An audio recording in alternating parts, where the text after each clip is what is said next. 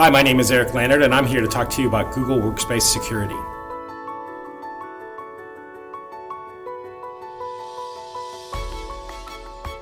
The vast majority of malware attacks come from malicious emails. It is an easy threat vector. It's easy to find and intuit what the email addresses are for a company. And so phishing attacks, you might have heard them referred to.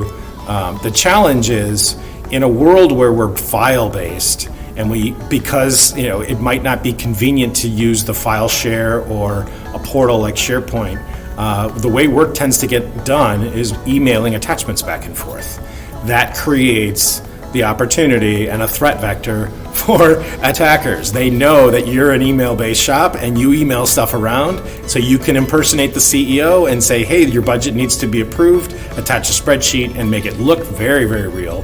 And all of a sudden, somebody unsuspecting, not even being naive, they're getting duped by a very sophisticated behavioral attack on what's going to get people to click.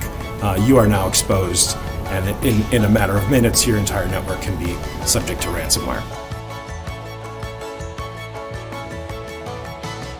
So hackers are able to gain access to traditional networks because of email, but also because file shares suffer from the problem of a perimeter-based trust concept. And so what that means is if an attacker can get access to any computer that has access to your network, they can get access to your file system and your entire file system, right? Second, VPNs and antiquated network technologies make another point of entry for those attackers to gain access to the interior. And this is all happening at a greater and greater velocity because they have figured out the fact that there is a never-ending sequence of penetrable points in those network security points. What's different with Workspace is a completely different modern way of looking at security. And most importantly is the concept of zero trust. There is no such thing as a secure perimeter, and once you're inside, you can do anything. Every device at every single interaction is untrusted and has to re-authenticate itself.